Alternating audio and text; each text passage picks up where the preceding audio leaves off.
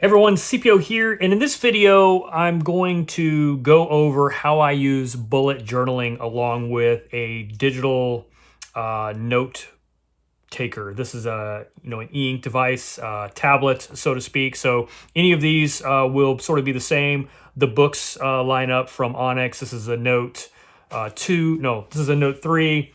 This is a Note Air. I have a Remarkable 1. Paper from QuirkLogic. So all of these will work the same. Their interfaces will be different. How you do things will be different, but don't get hung up on the device itself because the concept will be the same. I've been using Moleskine notebooks for many years. These are my favorite paper notebooks, and I've been using them in a variety of sizes for a variety of journal. I don't journal like as in write, daily my thoughts, right? But as far as like day planner type activities where I keep track of tasks and projects and appointments and things like that, and then make notes, meeting notes and all that. So I've been using these for many years, and I've developed several systems that have evolved over time. I've actually even done some videos on an old setup that I used to use based on the getting things done methodology.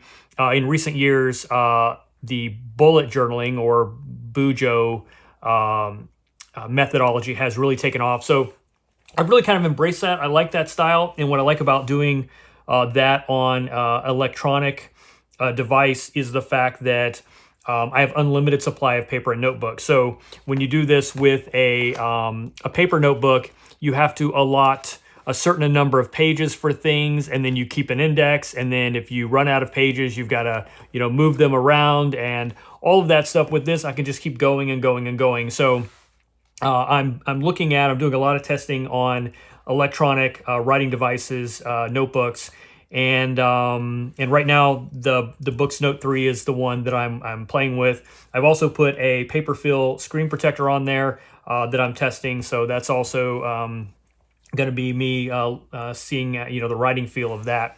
But what I wanted to do is just show you sort of my methodology for how I would set up and then use a bullet journal. This is personal to me, so you can change it and adjust it as you want. But this is sort of how I do things. So first, I'm going to clean off all of my current stuff. So I created 3 folders. So the first thing I want to say is part of the way I'm doing things here is based on the view that I get on my notes page. So on the Remarkable, actually, this is the one I've been using for a while.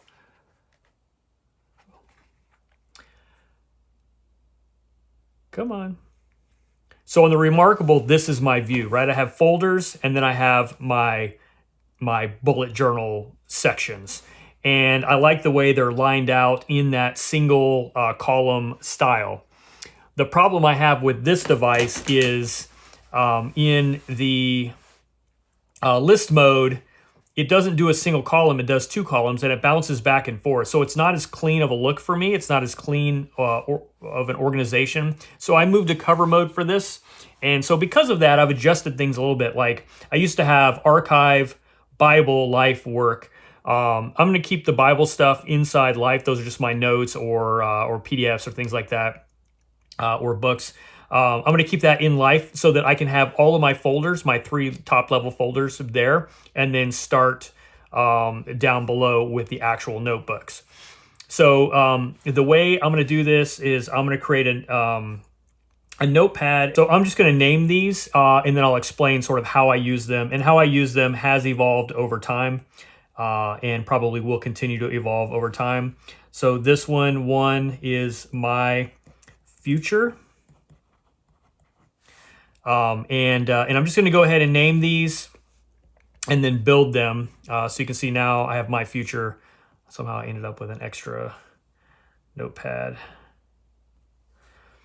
So my future, and then I use numbers to organize them so that I can say, put them in order, in a ascending order, and then they're not alphabetized. They're 1, 2, 3, 4. So I always know where everything is, and I get used to finding the same thing always in the same place.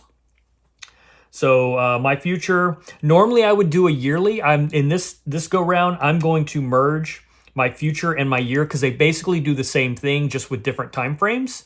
And I think I'm just going to get rid of the yearly and then keep that in my future and then just move next to my month.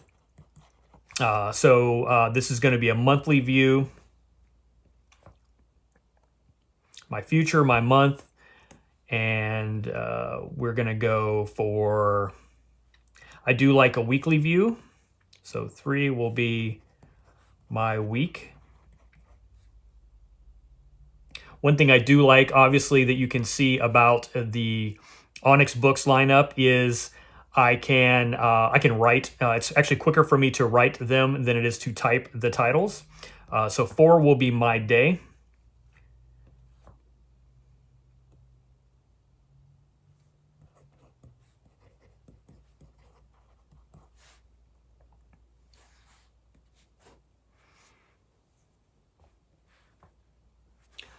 All right. So my future, my month, my week, and my day. That is what I'm going to use to plan my life. Day to day, week to week, month to month, and then year to year.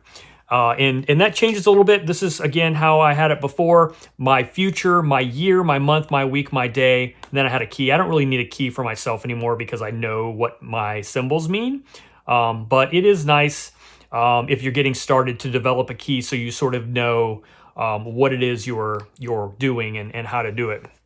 And like I said, just because of this particular format requirements, I consolidated my folder structure a little bit. So now every time I open my device, which another thing I like about the Boox Note 3 is the fingerprint reader, I get the same view every time. So I know if I'm going to my day, that's where I'm going to get it. And then eventually my recent notes, I'll be able to bounce back and forth between week and day. So the way this works for me is my future and now my year sort of combined is going to be things that aren't in the current month. So our current month right now is December 2020. So if I have things, either tasks or meetings that I need to make sure I don't forget in December 2020, that's going to go into the month because I'm currently in that month. So what I might do is, and you can build with templates. I'm gonna generically do this quickly so that you can see my methodology. But let's say, January 2021 is going to be my first section. And then February 2021 is my next section. And then March 2021. And then I could add a page, and again, April 2021. You're starting to see a trend here. And you can make these as pretty as you want or just do them as horribly as I am doing. So what I would do is just go out and build out the year. And I can continue to go like, I use this as a list. Like my wife says, hey, in January, you need to, get the dog into the groomers. So I will create a task, which for me is a circle, dog to groomer, right? And I'll just make a note there. Or if I know I have an event like February, my wedding anniversary is up there. That would be a time date specific. And this is going to be a fake one because I don't know that everybody needs to know when I got married, but I'm just making it up, right? So February 15th might be my wedding anniversary. That's a date limited or date connected item. This could be any time, sometime in January. This has a specific time frame in mind. And then it'll be like, oh, I know I need, in April, I'm due for an oil change on the car, right? So I'm basically just building out things that I need to remember in the future. And that's what the future log is for. Now, normally I would do that with the year. So 2021 would have its own. And then if it spanned outside of 2021, then I would add it to the future log. But in this case, I decided, look, I can just go through and I can just keep adding pages. Oops, that was not I thought that was January. I don't know why I just did that. So here's what I'll do. I'll just use the undo button and fix it. So I'll go through, create June, July, August, September, October, November, December, and then I'll just make a page. I'll just show you what it would look like. I might just put a 2022 page from there on out. And then anything that I know I need to do, like I don't plan that far in advance. So that's why the future log had very little stuff in it. So that's how I would use that. Now my month, as I go through and plan this, what I'll usually do is in some sort of fashion, and I'm just gonna, like I said, shortcut this. I might pick a template. I use grid points to give me something to look at. But what I might do is go through and starting it somewhere in the middle, might start putting the days of the month in there. And I will usually break them out into weeks. So January 1st doesn't start on a Monday. I don't know what day it is. So, but let's just pretend here. Let me undo that line because I wouldn't normally have that. 6, 7. So then this might be Monday, Tuesday, Wednesday, Thursday, Friday, Saturday, Sunday. So, and then I would skip one, and then 8, 9, 10, 11, 12, 13, 14, Monday, Tuesday, Wednesday, Thursday, Friday, Saturday, Sunday. So basically what I'm doing is you're seeing a little separation here that separates my weeks in the month. And this month is January 2021. So essentially what I end up with is these blocks with weeks, right? And again, I'm just sort of faking this, so it'll be a lot cleaner and run from top to bottom. And then I have this organization structure based in weeks. So I can loosely throw things in to a week that they will belong. So if this is the beginning of January, I'm going to go back to my future log, first of all, and see if I have anything in January that I need to capture. I need to get the dog to the groomer. So as I'm building out my month at the start of the month, I know I need to put the dog to the groomer somewhere in here. And now I decide, where do I want it to be? Do I want it to be in the first week with the holidays? I don't know if that's good. So the second week, I'm going to put dog to groomer. And what I'll usually do is pick one side and make these sort of tasks random. And then if I have specific appointments, I might put them on the day. Like we remember my wife's, our fake anniversary is on the 15th. So I would put that here, anniversary, right? So that's a specific appointment that is tied to that day. These things can happen anytime, and it's just basically a list of things in no particular order that eventually when I get to my week, I'm going to roll those over. So speaking of my week, let's say I'm in week 2 of December. Of January. And so I'm going to come back in here into my week, and then this will be week 2, and it's going, and I'll usually put the date range. I don't remember my fake week. What I had here in the month would be, this is all fake, so don't write this down. 8 to 14. This would be 8 January through 14 January. So I'm basically just putting a header up there so I know, and when I do a page sorter, I can see what's what. Now from here, I'll probably use a normal sort of day planner type template where this is Monday, Tuesday, Wednesday, Thursday, Friday, Saturday, and then usually Sunday I'll split. So as I'm building my week at the beginning of the week, usually maybe Sunday, sometimes early Monday morning, what I'll do is I'll go back to my month and I'll go, okay, what do I have to worry about? I'm in week 2, so I know I get the dogs to groomers, and I have another list of things to do, and I have this one appointment here on the 11th. So I will just make sure I capture that. So go back to my week on the 11th, which was whatever day, let's just say that's Friday. I'm going to put my appointment here, and then I can decide now on a daily basis where I want to get the dog to the groomer.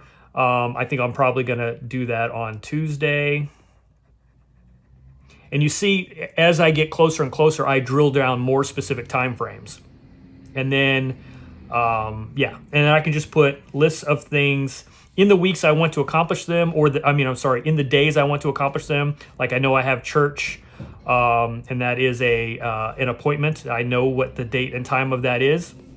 I have something planned Saturday morning. I'm going mountain bike riding, and then a task. I'm going to change the oil Saturday. I know I was going to do it in the very future, but I decided I'm going to do it now in week 2. So I do that. I build out my week. And then the daily. The daily is where everything happens. Everything is logged. Everything is created throughout the day. So what that looks like for me is, this is January, I don't know, let's pick 10th. And it's Thursday, right? So January 10th, Thursday, what I'm going to do is I'm going to go back and look at January 9th. And any tasks that I didn't complete, I'm going to bring over. Then I'm going to look at my week and see what appointments I have to move over, or any other tasking that wasn't already captured in the day-to-day. Actually, I usually do this in the other order. I put my appointments up top and the tasking in the bottom, or in the middle. So I have, this appointment. Usually these are work appointments. And then I have a dentist appointment also that day. I may or may not put the time, somewhere here, because once I'm actually actively working, I've got calendars out the yin yang, Outlook, all that stuff. My phone's going off, my watch is going off. Like, the timing isn't that big of a deal. It's just making sure that I know it's there and I'm thinking about it throughout the day and preparing for it.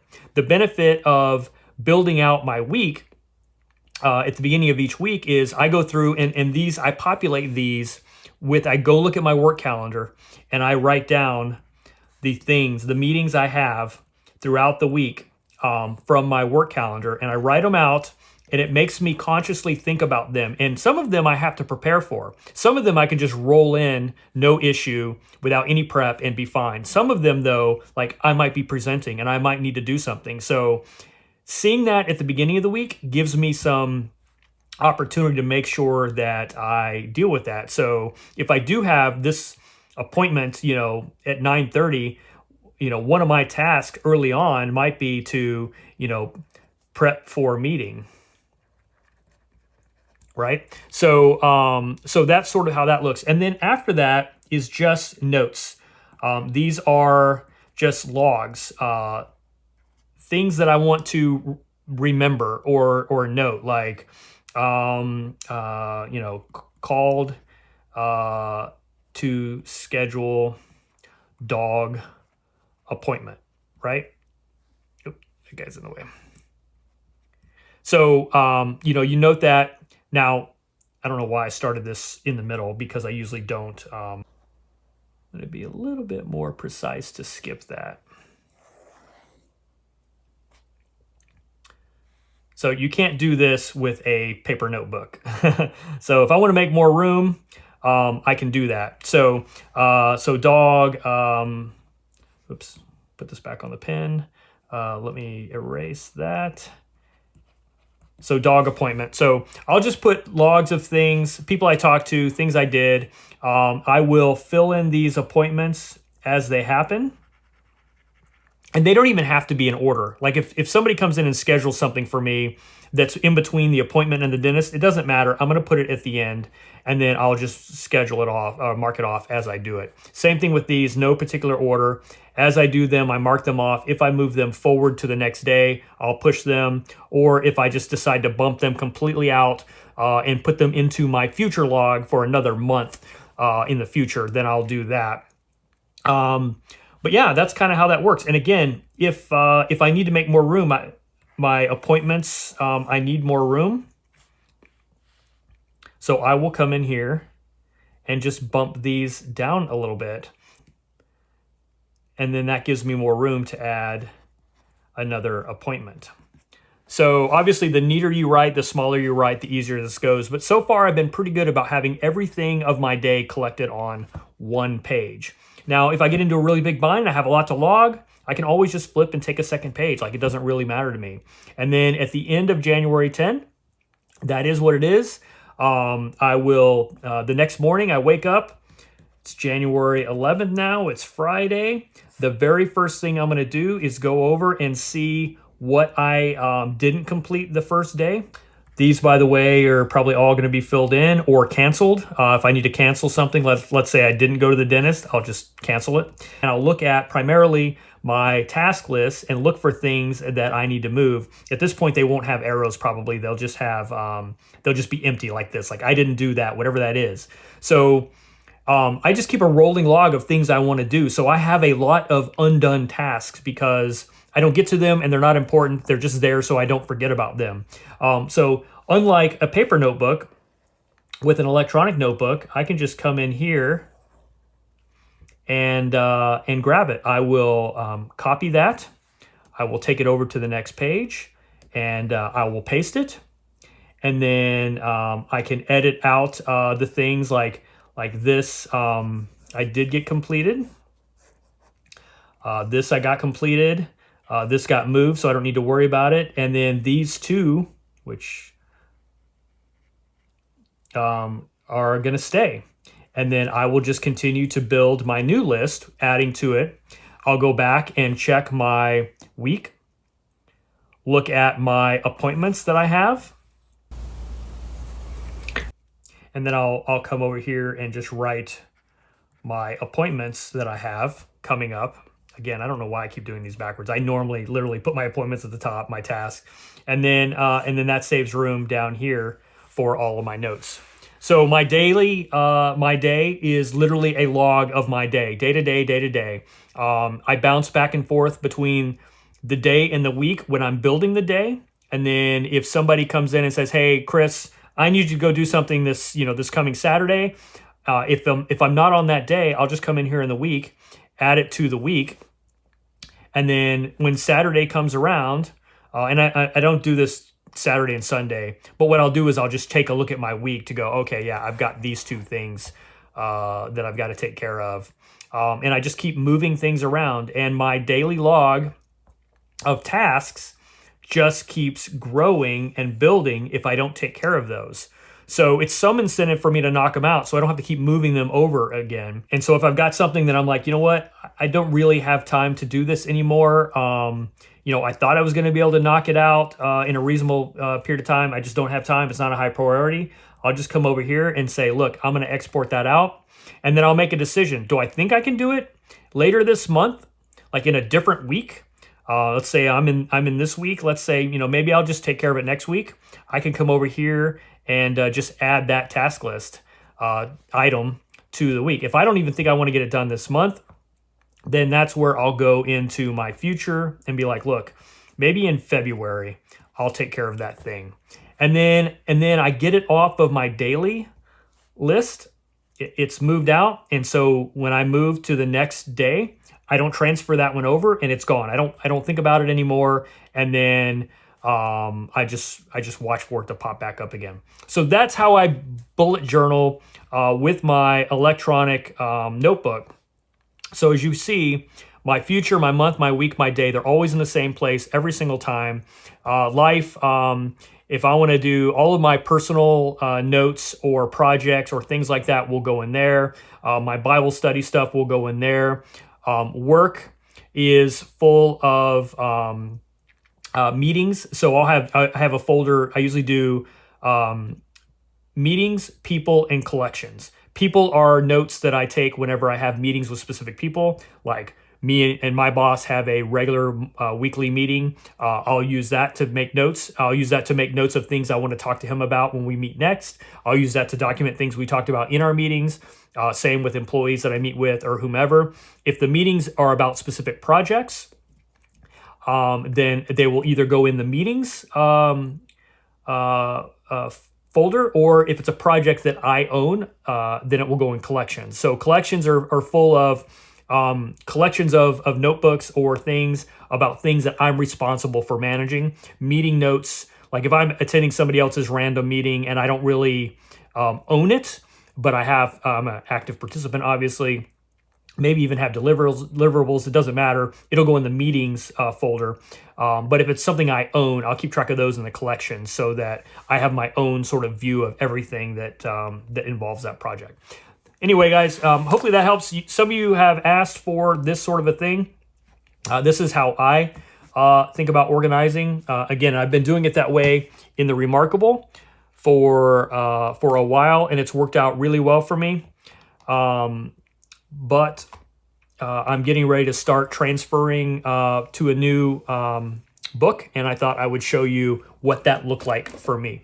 And my goal is to figure out which notebook I want to use for the next year and start building it on that. So that way when January 1 rolls around, I'm not having to continuously transfer data back and forth between. Hope that helps. Any tips you have, put them in the comments. Any questions, let me know. And yeah, thanks for watching, and I'll catch you on the next one.